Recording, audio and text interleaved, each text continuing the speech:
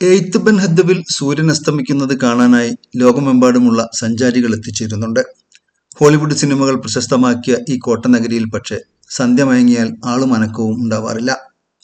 ജിന്നുകൾ നിധികാക്കുന്ന കോട്ടയാണിതെന്ന തദ്ദേശീയരുടെ അന്ധവിശ്വാസമാണോ അതിമനോഹരമായ ഈ മൊറോക്കൻ മരുഭൂപട്ടണം ഇങ്ങനെ വിജനമായി തീരുന്നതിന്റെ കാരണം?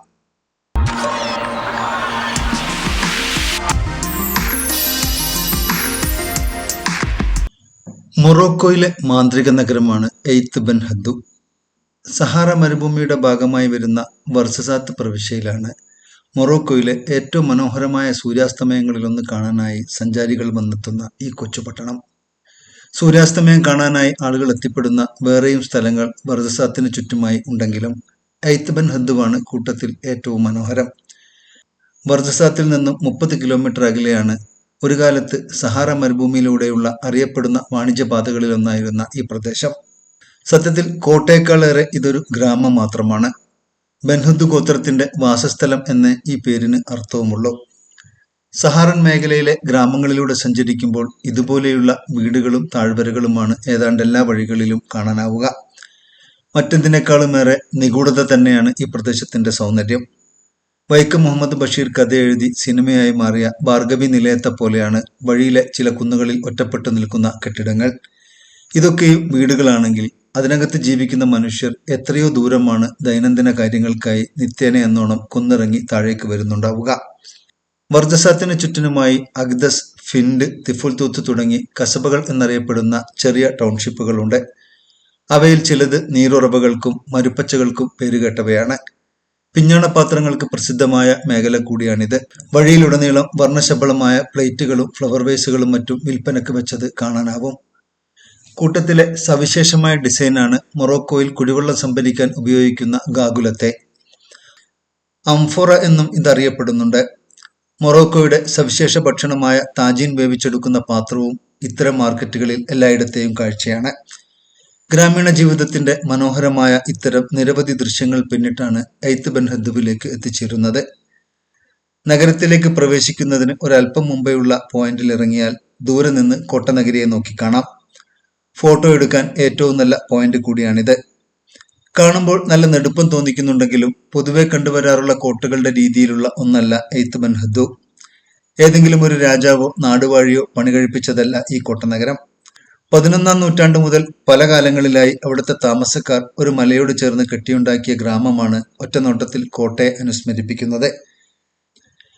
ടൗണിൽ വാഹനമിറങ്ങുന്ന നിമിഷം മുതൽ അസാധാരണമായ കോട്ടയും അതിനോട് ചേർന്നുള്ള മരുഭൂമിയും തീർക്കുന്ന വശ്യമെന്നോ വന്യമെന്നോ പറയാവുന്ന ആ നിഗൂഢ സൗന്ദര്യം നിങ്ങളെ ഭ്രമിപ്പിക്കാൻ തുടങ്ങും.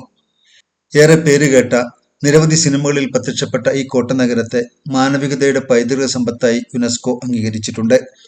ദ മെസ്സേജും, ലോറൻസ് ഓഫ് അറേബ്യയും, ഗ്ലാഡിയേറ്ററും തുടങ്ങി ഒട്ടനേകം സിനിമകളുടെ ഔട്ട്ഡോർ ചിത്രീകരണത്തിന് ഉപയോഗിച്ച മരുഭൂമി എയ്ത്ത് ബെൻ ഹദ്ദുവിലേതാണ്. മൊറോക്കൻ നഗരങ്ങളിൽ സഞ്ചാരികളെ ആകർഷിക്കുന്ന കരകൗശല വസ്തുക്കൾ വിൽക്കുന്നവരുടെ കടകളിൽ പൊതുവെ കണ്ടുവരാറുള്ളതാണ് മാന്ത്രിക വിദ്യകൾക്കായി ഉപയോഗിക്കുന്ന പലതരം സാമഗ്രികൾ. കരിങ്കണ്ണീറിലും ദുർമന്ത്രവാദത്തിലുമൊക്കെ വിശ്വസിക്കുന്നവരാണ് പൊതുവെ മൊറോക്കോക്കാർ. ഇത്തരം ഉപദ്രവങ്ങളിൽ നിന്ന് രക്ഷ നേടാനുള്ള ഏലസുകളും തകിടുകളും മിക്ക കടകളിലും വിൽക്കുന്നുണ്ട്. അങ്ങനെയുള്ള ഏതാനും ഷോപ്പുകൾ പിന്നിട്ടാണ് കോട്ടനഗരിയിലേക്ക് പ്രവേശിക്കുന്നത്. കോട്ടയ്ക്കും ടൗണിനുമിടയിൽ ഓനില എന്ന പേരിൽ ഇങ്ങനെയൊരു നദിയുണ്ട്. പക്ഷെ ഈ നദി കുറുകെ കടക്കാനായി താൽക്കാലികമായി നിർമ്മിച്ച ഇങ്ങനെയൊരു പാലമേ ഇവിടെയുള്ളൂ. അറ്റ്ലസ് മലനിരകളിൽ മഞ്ഞുരുകുമ്പോഴും മഴ പെയ്യുമ്പോഴും വല്ലപ്പോഴും ഒക്കെയാണ് ഓനിലയിലൂടെ മലവെള്ളം ഒലിച്ചെത്തുന്നത്. ഇത്രയേറെ ടൂറിസ്റ്റുകൾ വന്നെത്തുന്ന കോട്ടനഗരിയിലേക്ക് വളരെ ലളിതമായ ഈ ഒരു സംവിധാനം മാത്രം ഉണ്ടാക്കി വെച്ചത് ഒരൽപ്പം വിചിത്രമായി തോന്നിയേക്കാം. ആളുകൾ കാലുതെറ്റി താഴെ വീണാൽ പോലും മുട്ടുവരെയേ വെള്ളമുള്ളൂ എന്നത് മാത്രമാണ് ആശ്വാസം. നദി കുറുകെ കടന്ന് മുന്നോട്ട് നടക്കുമ്പോൾ കോട്ടനഗരിയുടെ പ്രവേശന കവാടത്തിൽ ഇവിടെ ഷൂട്ട് ചെയ്ത പ്രധാനപ്പെട്ട 2 ഹോളിവുഡ് പ്രൊജക്ടുകളുടെ പോസ്റ്ററുകൾ പതിച്ചു വച്ചത് കാണാം. ഗെയിം ഓഫ് ത്രോൺസ് എന്ന സീരിയലിന്റെ 2ാം എപ്പിസോഡിൽ അടിമകളുടെ ഗ്രാമമായി ചിത്രീകരിച്ച യുൻകായി എയ്ത്ത് ബെൻ ഹദ്ദുവാണ്. ആയിരക്കണക്കിന് അടിമകളെ മോചിപ്പിക്കാനായി യുൻകായി ആക്രമിക്കുന്ന ഡയനേറി രാജ്ഞിയെ കേന്ദ്രീകരിച്ചാണ് ഗെയിം ഓഫ് ത്രോൺസിന്റെ കഥ മുന്നോട്ട് പോകുന്നത്. മണ്ണ് കുഴച്ചുണ്ടാക്കിയ ഇവിടുത്തെ വീടുകൾ സീരിയലിലെ ദൃശ്യങ്ങൾക്ക് മിഴിവ് പകർന്നു. ഈ കൽപ്പടവുകളിലൂടെ കയറി മുകളിലേക്ക് പോകുന്തോറും സഹാറ മരുഭൂമിയുടെ അതിമനോഹരമായ ദൃശ്യങ്ങളാണ് പിൻഭാഗത്ത് കാണാനുണ്ടാവുക.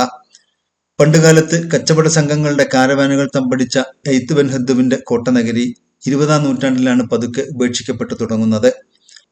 അമാസികകൾ എന്നും ബർബറുകൾ എന്നും അറിയപ്പെട്ട ഇവിടുത്തെ ഗോത്ര സമൂഹം കച്ചവട സംഘങ്ങളുമായി ബന്ധപ്പെട്ട മേഖലകളിൽ നിന്നാണ് തൊഴിൽ കണ്ടെത്തിയിരുന്നത്. അതേസമയം സ്വന്തം നിലയിൽ അതിശക്തരും പരാക്രമികളുമായിരുന്നു ബൻഹദ്ദു ഗോത്രം. ആഫ്രിക്കയിലൂടെയുള്ള ചരക്ക് ഗതാഗത രംഗത്ത് ഒരു കാലത്ത് ഏറെ പ്രാധാന്യമുണ്ടായിരുന്ന ഈ നഗരിയിൽ പുതിയ കാലത്ത് അത്തരം നീക്കങ്ങളൊന്നും തന്നെയില്ല. ഇങ്ങോട്ടുള്ള വഴിയുടെ തുടക്കത്തിൽ കരകൗശല സാമഗ്രികൾ വിൽക്കുന്ന ചില ഷോപ്പുകളുടെ ദൃശ്യങ്ങൾ പങ്കുവച്ചിരുന്നല്ലോ. അത്തരം കടകളുടെ ആധിക്യമാണ് കോട്ടനഗരിയുടെ ഉൾഭാഗത്തേക്ക് കടക്കുമ്പോൾ കാണാനാവുക. പോയ നൂറ്റാണ്ടുകളിൽ ഉപയോഗത്തിലുണ്ടായിരുന്ന ബർബറുകളുടെ നാടൻ തോക്കുകളും വാളുകളും മൊറോക്കൻ നാടോടി സംഗീതത്തിൽ ഉപയോഗിച്ചു വരുന്ന ക്രാക്കബ് പോലെയുള്ള ഉപകരണങ്ങളും പൊതുവെ എല്ലായിടത്തുമുള്ള ആഫ്രിക്കൻ മുഖംമൂടികളും മറ്റും ഈ കടകളിൽ കാണാനുണ്ട്. ഈ സാമഗ്രികളിൽ ചിലതെങ്കിലും അന്ധവിശ്വാസങ്ങളുടെ ഭാഗവുമാണ്. എയ്ത്ത് ബൻ ഹദ്ദുവിനെ കുറിച്ച് പോലും ഈ പ്രദേശത്തെ ആളുകൾക്കിടയിൽ പലതരം കഥകൾ പ്രചാരത്തിലുണ്ട്. രാത്രിയായി കഴിഞ്ഞാൽ ഈ കോട്ടനഗരം ജിന്നുകൾ കൈയടക്കുമത്രേ. ഈ നഗരിയുടെ ഉള്ളിലെവിടെയോ നിധിയുണ്ടെന്നും അത് ജിന്നുകളാണ് കാത്തുസൂക്ഷിക്കുന്നത് എന്നുമാണ് ഇക്കൂട്ടത്തിലെ ഒരു കഥ. ഒരു കാലത്ത് എയ്ത്തഹൻ ബന്ധുവിൽ നിറയെ സ്വർണമായിരുന്നുവെന്നാണ് പറയപ്പെടുന്നത്. അതുകൊണ്ട് തന്നെ മഞ്ഞ നഗരം എന്ന് പോലും എയ്ത്ത് ബൻ ഹദ്ദുവിന് പേരുണ്ടായിരുന്നു. ചില കെട്ടിടങ്ങൾ ചൂണ്ടിക്കാട്ടി ഇത്തരം കഥകൾ പറഞ്ഞു കൊടുക്കുന്ന ഗൈഡുമാരെയും കാണാനാവും. അത്തരം കടുപ്പമേറിയ അന്ധവിശ്വാസങ്ങളല്ലെങ്കിലും ലഘുവായ ചിലതൊക്കെ അങ്ങിങ്ങായി കാണാനുണ്ട്. മലമ്പാതകളിൽ വഴിതെറ്റാതിരിക്കാനായി പർവ്വതാരോഹകർ ചെയ്യാറുള്ള രീതികളിലൊന്നാണ് ചെറിയ കല്ലുകൾ പെറുക്കി കൂന കൂട്ടി വെക്കുന്നത്. ഇവിടെ അത്തരം കൽക്കൂനകൾ കൂട്ടിവെച്ചതിന്റെ പിന്നിലുള്ള ലക്ഷ്യം മറ്റെന്തോ ആണെന്ന് തോന്നും. ചില പ്രതീകങ്ങളിലൂടെ മനുഷ്യൻ നടത്തുന്ന ഭാഗ്യാന്വേഷണങ്ങളായിരിക്കാം ഒരുപക്ഷെ അത്. എയ്ത്ത് ബൻ ഹദ്ദുവിന്റെ മുകൾ ഭാഗത്തെത്തുമ്പോൾ മരുഭൂമിയുടെ കിലോമീറ്ററുകൾ പരന്നു കിടക്കുന്ന വിസ്തൃതമായ ദൃശ്യങ്ങളാണ് സഞ്ചാരികളെ പ്രധാനമായും ആകർഷിക്കുക. ഈ കോട്ടനഗരിയുടെ മറുഭാഗത്ത് പ്രത്യേകിച്ച് നിർമ്മിതികളൊന്നുമില്ലാത്ത ചെറിയൊരു കുന്നുകൂടിയുണ്ട്. അതിന്റെ മുകളിലേക്ക് കയറിയാൽ ബൻഹദ്ദുവിന്റെ പിറകിലേക്ക് സൂര്യൻ അസ്തമിക്കുന്ന അതിമനോഹരമായ കാഴ്ച ആസ്വദിക്കാനാവും. കോട്ടനഗരിയിൽ നിന്ന് താഴെ ഇറങ്ങി നേരത്തെ കണ്ട ഓനിലയുടെ തീരത്തുകൂടെ നടന്ന് മറ്റൊരു വഴിയിലൂടെ വേണം ഈ കുന്നിന്റെ മുകളിലേക്ക് കയറാൻ. കുന്നിനെ ചുറ്റിവളഞ്ഞ് ചെറിയൊരു മലമ്പാത പോകുന്നുണ്ടെങ്കിലും കുത്തനെ കയറാൻ കഴിയുന്നവർക്ക് അതിനും സൗകര്യമുണ്ട്. മുകളിലേക്ക് നടന്നു കയറാനാവാത്തവർക്ക് വേണ്ടി കുതിരസവാരിയും കോഡ് ബൈക്കുമൊക്കെ ഏർപ്പാട് ചെയ്യുന്ന സംഘങ്ങളും താഴെയുണ്ട്. ഈ കുന്നിന്റെ മുകളിലിരുന്ന് സൂര്യാസ്തമയം കാണുന്നത് പോലെ മനോഹരമായ അനുഭവമാണ് ഐത്ത്ഹൻ ബന്ധുവിനെ തന്നെ നോക്കിയിരിക്കുന്നത്. ജേർണിസ്റ്റിന് ഭാഗ്യമില്ലാതെ പോയ ഒരു ദിവസമായിരുന്നു അത്. സൂര്യാസ്തമയം അതിന്റെ മുഴുവൻ ഭംഗിയോടെയും ആസ്വദിക്കാൻ മേഘാവൃതമായ ആകാശം തടസ്സമായി മാറി. എങ്കിലും സന്ധ്യാസമയത്ത് ഈ കുന്നിന് മുകളിൽ നിറയെ സഞ്ചാരികൾ എത്തിച്ചേർന്നിരുന്നു. കുതിരപ്പുറത്തിരുന്ന് കുന്നിന്റെ മുകളിലേക്ക് കയറുന്നതിന്റെയും ഇറങ്ങുന്നതിന്റെയും സാഹസം അറിഞ്ഞുകൊണ്ടാണാവോ എന്തോ ഒരു യുവതിയും അവളെ സഹായിക്കാനായി 2 ചെറുപ്പക്കാരും ഇവിടെ എത്തിയിട്ടുണ്ട്.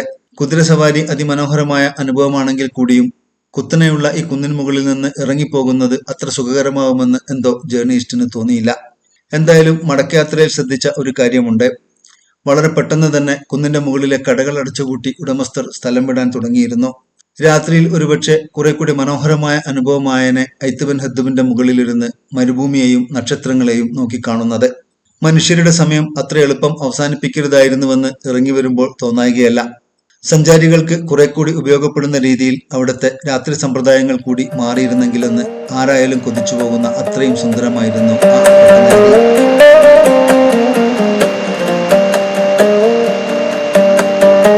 മാനവികതയുടെ പിന്നിട്ട ചരിത്രവും വിവിധ സമൂഹങ്ങളുടെ സാംസ്കാരിക സവിശേഷതകളും പരിചയപ്പെടുത്തുന്ന ജേർണിസ്റ്റ് യാത്രകളുടെ മുൻലക്കങ്ങൾ കാണാനും പുതിയവ യഥാസമയം നിങ്ങളിലേക്കെത്താനും ഞങ്ങളുടെ ചാനൽ സബ്സ്ക്രൈബ് ചെയ്യൂ.